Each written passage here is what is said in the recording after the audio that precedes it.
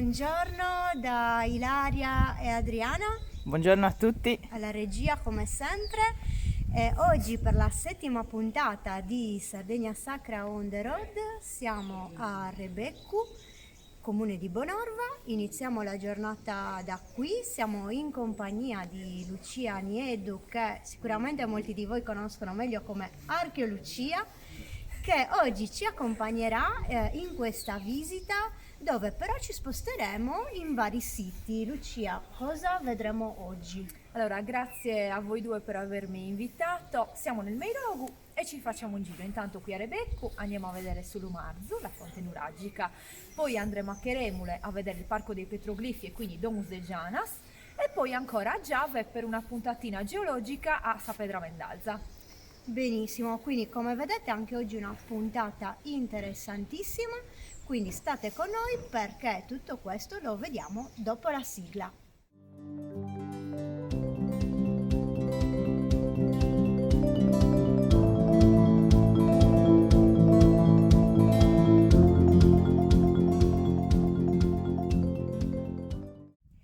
Eccoci, prima di iniziare questa bella passeggiatina che ci porterà alla fonte sacra nuragica di Sulumarzu, vorrei chiedere a Lucia una veloce introduzione a questo territorio dove ci troviamo oggi.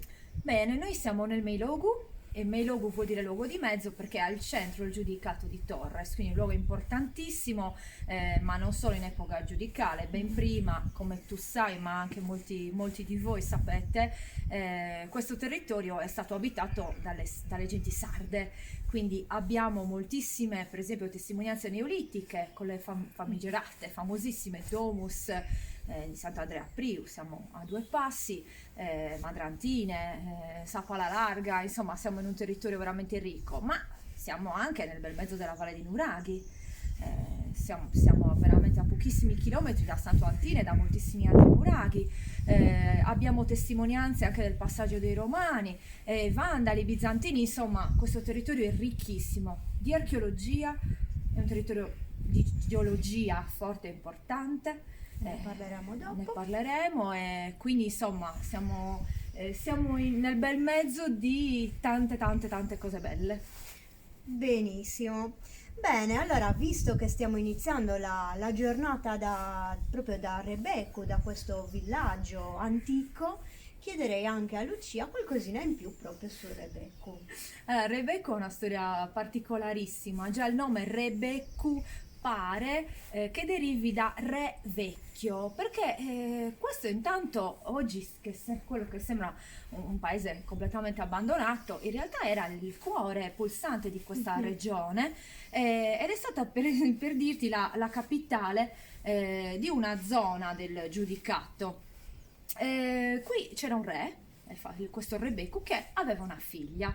Questa figlia quindi era la principessa, ma questa figlia era un po' particolare, amava le arti sacre, era un po' strana e gli abitanti del villaggio l'hanno un po' presa male. Hanno iniziato a pensare che fosse una mezza strega, le piaceva stare con le Janas, era una tipa particolare e hanno detto al re che la doveva mandare via. La devi cacciare perché questa è stramba, ci porta malefici.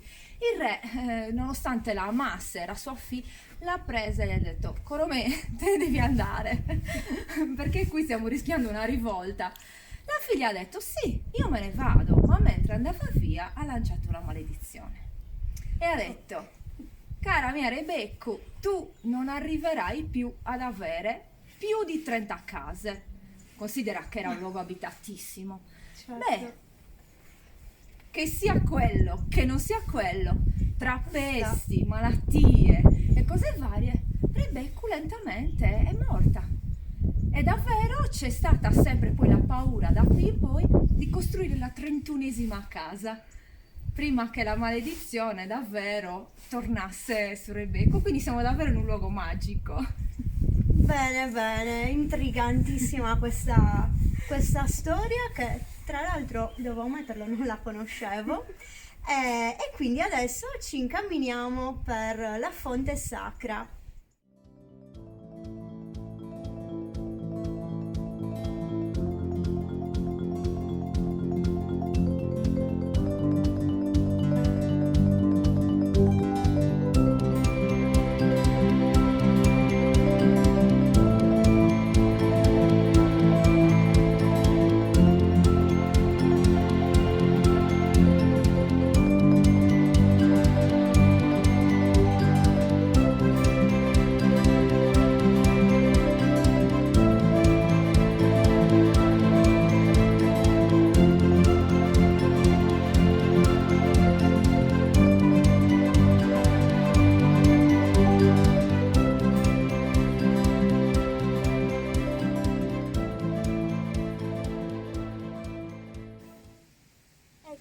oggi siamo arrivate in questa splendida fonte, un luogo che è veramente magico e che amo particolarmente. Vedete, proprio siamo circondate dall'acqua.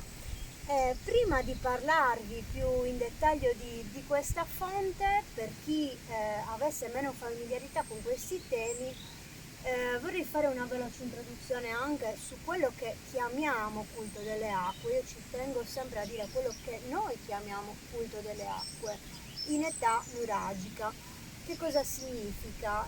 Noi sotto questa dicitura raggruppiamo tutta una serie di manifestazioni del culto che si traducono proprio nella creazione di luoghi sacri che noi definiamo pozzi o fonti sacri a seconda proprio della tipologia, dove vediamo che l'elemento centrale è l'acqua. L'altra volta, per chi ci ha seguito fin dall'inizio, abbiamo visto un esempio di pozzo sacro, quindi di una struttura che intercetta un'acqua che è in profondità. In questo caso siamo in una fonte, quindi l'acqua ce l'abbiamo praticamente in superficie.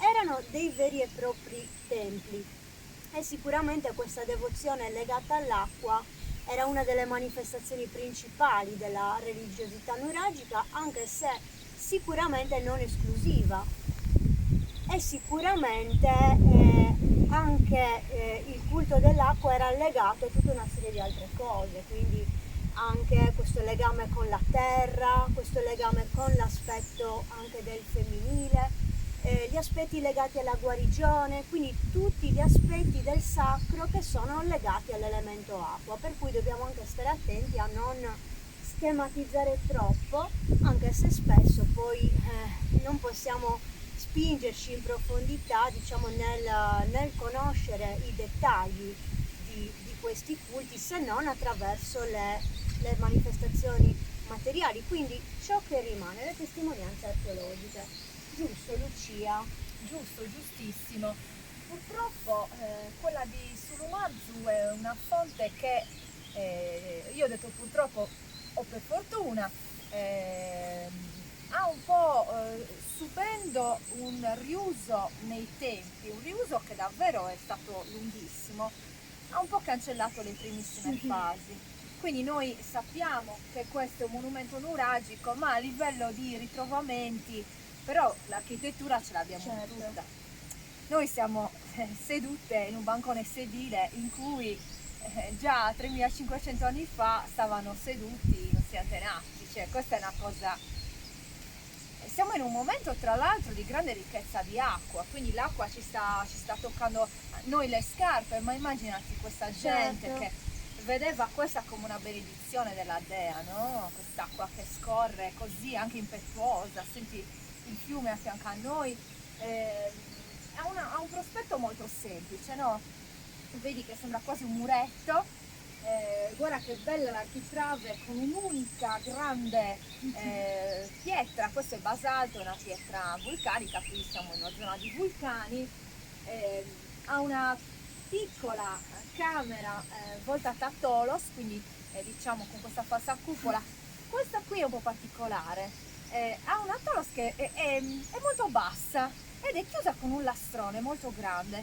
Pensa che se tu ora riuscissi a mettere la testa, ma rischi di bagnarti sicuramente, sulla pietra di chiusura è stata incisa una croce, quindi è stata anche cristianizzata. Questo vuol dire che questo luogo rimane sacro nel tempo. Sono state trovate durante gli scavi di un secolo fa, sono state trovate anche monete del IV secolo d.C., monete romane, quindi il luogo sacro che rimane sacro. Guarda, la cosa che a me piace tantissimo nelle architetture è notare i dettagli. Se tu guardi questo bancone, si vedono questi conci, no? A T che servono proprio per dare questo aspetto liscio al paramento, no?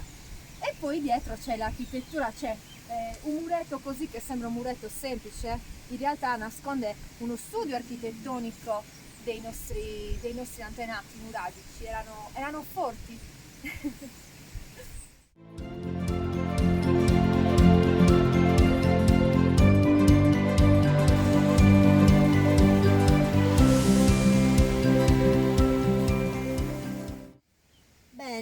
arrivate alla fine di questa visita. Io vi volevo ricordare, non l'abbiamo detto prima, che da un punto di vista cronologico siamo sempre in una fase evoluta della civiltà nuragica, quindi con tutti questi templi e santuari. Lo possiamo collocare comunque negli ultimi secoli del secondo millennio avanti Cristo. Bene, ora ci rimettiamo in cammino e quale sarà la seconda tappa, E Lucia? a questo punto andiamo a vedere Sa Pedra Mendalza, siamo qui Sì. vicino. Perfetto, andiamo.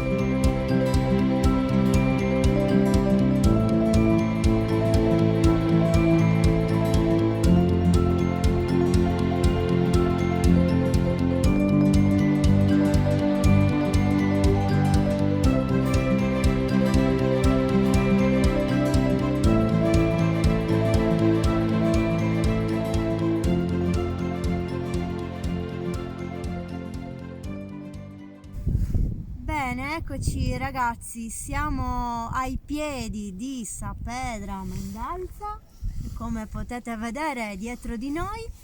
E a questo punto, visto che siamo in una zona particolarmente interessante dal punto di vista geologico, come vi abbiamo accennato prima, vorrei chiedere a Lucia di spiegarci qualcosa in più su questo aspetto. Dirò due parole perché non sono geologo, però insomma Sa Pedra Mendalza è una pietra, è un blocco, geologicamente è definito neck, che vuol dire collo in inglese, perché praticamente è lava vulcanica che si è asciugata praticamente nel collo di un vulcano. Quindi qua c'era un vulcano molto più alto di così, nei milioni di anni che sono passati poi si è eroso. C'era un vulcano circa 2,5 milioni di anni fa, avanti ieri in pratica. Però puoi capire bene che questa enorme roccia ha provocato i nostri antenati, ha provocato anche fantasie, riti. Certo, devozione, perché sono degli elementi veramente caratterizzanti del paesaggio e quindi anche che venivano considerati sacri, potremmo dire. A questo proposito mi stavi anche dicendo che anche il toponimo nasconde un significato da questo punto di vista, no? Certo, perché mendare significa aggiustare, no? Sistemare. Pedra Mendalza è una pietra che aggiusta, che cura. Infatti si racconta che abbia delle energie, delle proprietà curative, ma soprattutto che è casa delle Janas. Quindi questa pietra dovrebbe essere abitata, ecco, da queste fattine un po' streghettine, però con grandi possibilità anche di curare eventuali problemi. Quindi insomma, riassumendo, un luogo magico, legato anche alla guarigione, quindi questa sacralità anche della pietra. Siamo in un luogo che anche da un punto di vista proprio sul territorio circostante, potremmo dire tra virgolette, domina, no, il territorio, almeno visivamente, quindi ecco, possiamo capire come, cioè possiamo cercare di medesimarci negli antichi per capire come potevano vedere un miracolo della natura di questo genere, quindi probabilmente anche da questo poi tutto ciò che è legato anche all'aspetto curativo. Assolutamente sì. Quindi come non sacralizzare un altare naturale? Assolutamente.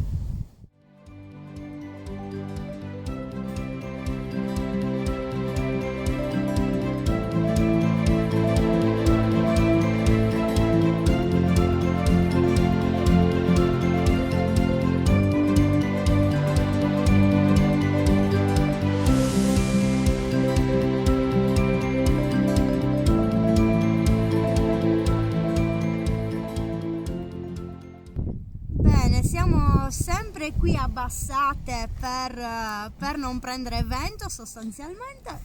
E adesso però tra poco andiamo all'ultima tappa. Quindi Lucia, l'ultima tappa è una bellissima, interessantissima necropoli nel territorio di Cheremule, dove andremo a scoprire i petroglifi. e quindi tra poco vediamo anche cosa sono i petroglifi. Andiamo.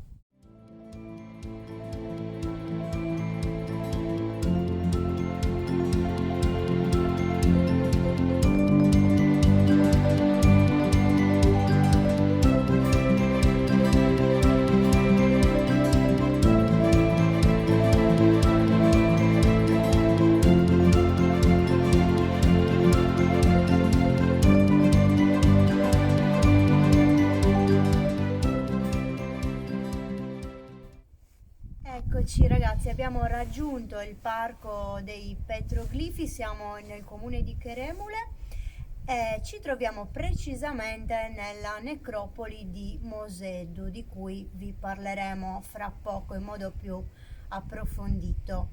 Prima faccio una veloce introduzione a cosa sono le Domus Deianas. Siamo nella preistoria e ci troviamo in presenza di tombe scavate nella roccia. Sono tombe collettive, quindi che ospitavano più di un defunto, e normalmente le troviamo quindi raggruppate in necropoli, quindi con parecchie tombe anche scavate nel corso del tempo, e poi, come vedremo oggi tra poco con Lucia, spesso riutilizzate anche nei millenni successivi. Quindi abbiamo scelto anche questa necropoli insieme in modo da potervi raccontare di più anche sulle diverse fasi di uso e di riuso quindi di queste tombe.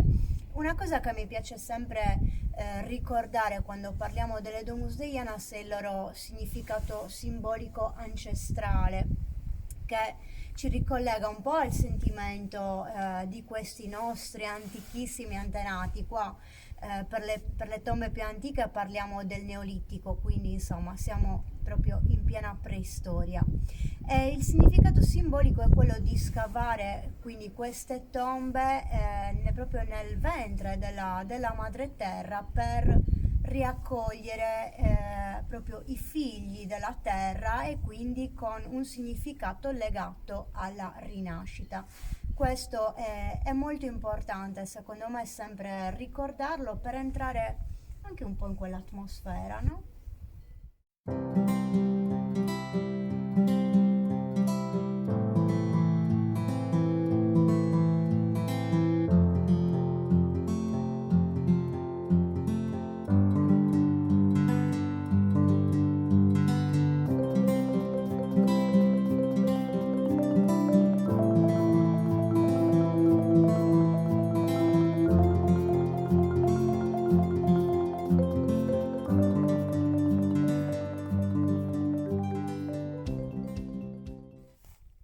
Ecco, abbiamo fatto un giretto nella necropoli. Lucia, raccontaci qualcosa in più su questa necropoli. Allora, questa necropoli intanto è molto scenografica, no? Perché c'è questo banco di calcare e queste finestrelle proprio stile case delle fate che si aprono. La cosa interessante, naturalmente, hai già detto tu, sono probabilmente scavate nel Neolitico, un Neolitico finale.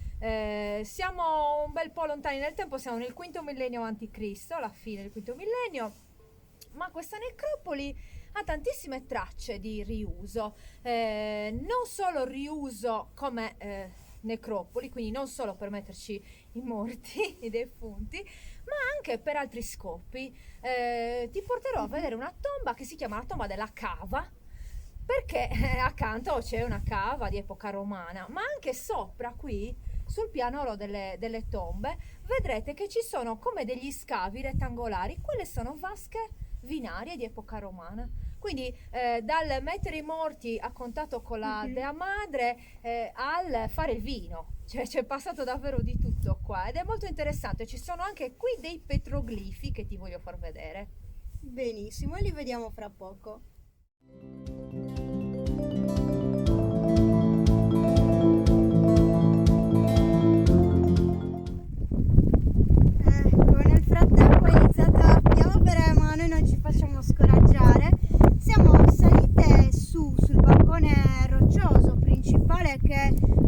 ospita le 18 sepolture della necropoli, ma possiamo vedere che probabilmente anche qui nella preistoria c'erano nelle tombe, ma poi dopo ci sono state delle trasformazioni. Certo, infatti vedi queste vasche, questi tagli che tu vedi qua e anche questi segni che vediamo sono stati fatti per l'uso detta romana, quindi qua c'era una bella produzione di vino, ma alcune di queste vasche hanno proprio la forma di una tomba, quindi probabilmente tombe Certo. che sono state utilizzate, sono state distrutte Per il riuso, per le pratiche agricole in età romana. Bene, adesso continuiamo la nostra visita e visitiamo una delle tombe più importanti, Sì. giusto? Andiamo alla tomba della cava, dove oltre alla cava ti dicevo di questi petroglifi, questi mostriciattoli. Andiamo.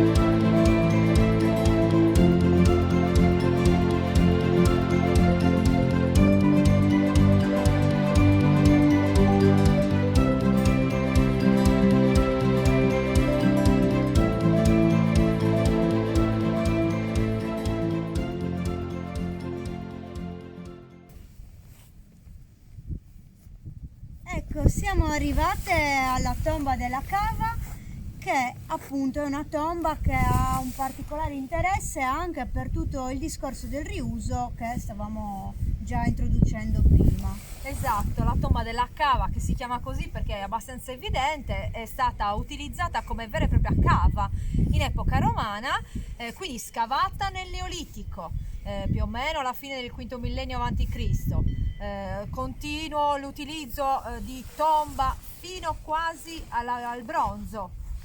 Dopodiché i romani usano questo bel banco di calcare perché la roccia, la pietra gli poteva servire, ma poi succede qualcos'altro, perché questa bellissima tomba viene utilizzata anche in epoca bizantina, vandala, prima e bizantina, dal V secolo d.C. fino forse al VII o l'VIII. All'interno della camera della tomba c'è un vero e proprio scavo, quindi una sepoltura tardoantica, e all'esterno invece hai la parete con tutti i famosi mostrini che mi piacciono tanto, ossia i petroglifi. Petroglifo, glifo significa segno, petro nella pietra. Questi non sono databili con esattezza, però dovrebbero essere bizantini. Hai visto lo stile? Sì, sì. Sembrano delle A, però hanno gli occhietti, il nasino. Probabilmente sono un corteo funebre quello che rappresentano, anche se non c'è una Non certezza. siamo sicuri. Bene, e adesso andiamo all'ultima tappa di questa puntata per vedere altri petroglifi, ma molto più antichi. Esatto.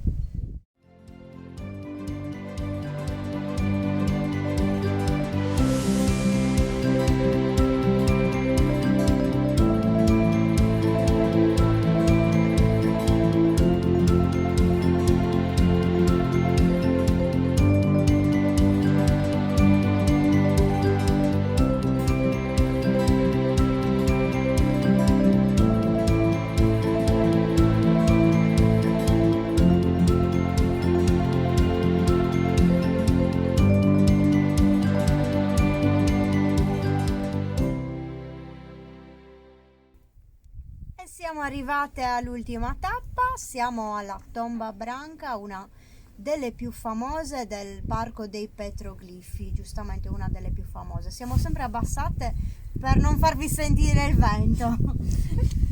E siamo sempre bardate, Appunto. Allora, come hai detto tu, giustamente siamo nel Parco dei Petroglifi. È un territorio medio grande, ma in realtà è pieno di necropoli. Quindi dirvi che questa fa parte di una necropoli diversa da quelle di prima, sì, però siamo a 1 chilometro.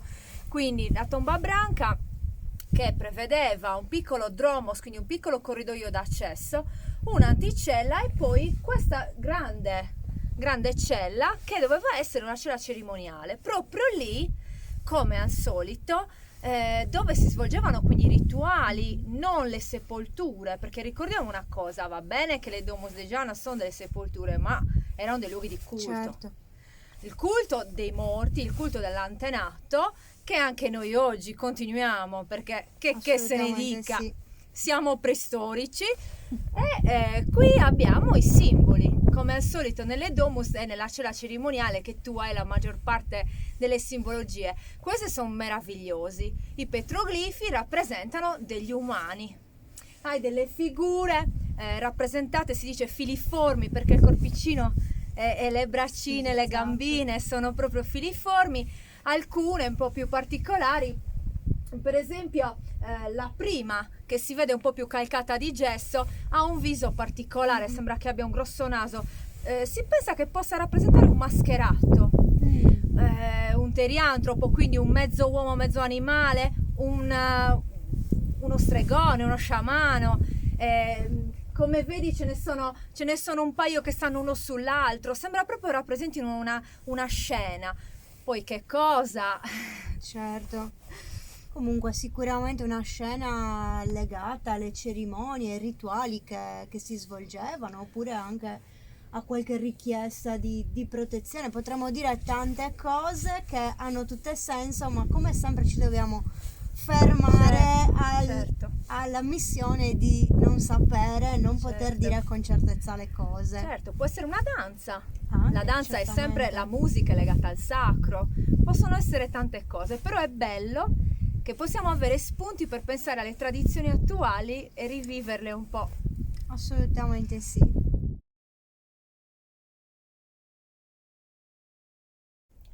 Bene amici, siamo arrivati alla fine di questa puntata. Ringrazio Lucia per aver condiviso questa giornata insieme e in chiusura le vorrei chiedere di raccontarci qualcosa in più delle sue escursioni e dei suoi itinerari.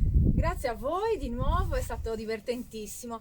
Allora, io come abbiamo già detto sono una guida turistica, faccio parte di due importanti associazioni, una RGTS e l'altra IANAS, e sono associazioni di guide. Naturalmente mi sposto su tutto il territorio, se posso farmi un po' di pubblicità ho una pagina Facebook, Archeolucia, in cui pubblico i miei itinerari. Generalmente rimango, diciamo, nel nord o centro-nord, però capito anche dalle tue parti. Mai dire mai, infatti spaziamo un po' in tutta l'isola, quindi troverete il link della pagina di Lucia, anzi Archeolucia, nella descrizione di questo video.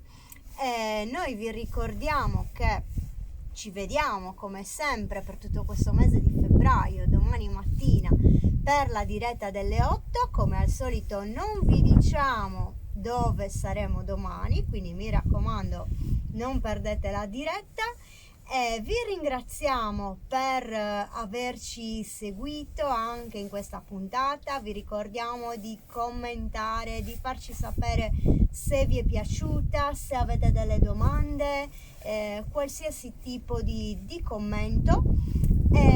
Ringraziamo tutte le persone che ci stanno sostenendo, sia seguendoci ogni giorno che anche con le donazioni e con gli acquisti delle t-shirt e dei gadget con il logo di Sardegna Sacra on the Road, ma anche con tante grafiche con i temi archeologici legati alla Sardegna, quindi comunque anche molto carini da indossare e da utilizzare.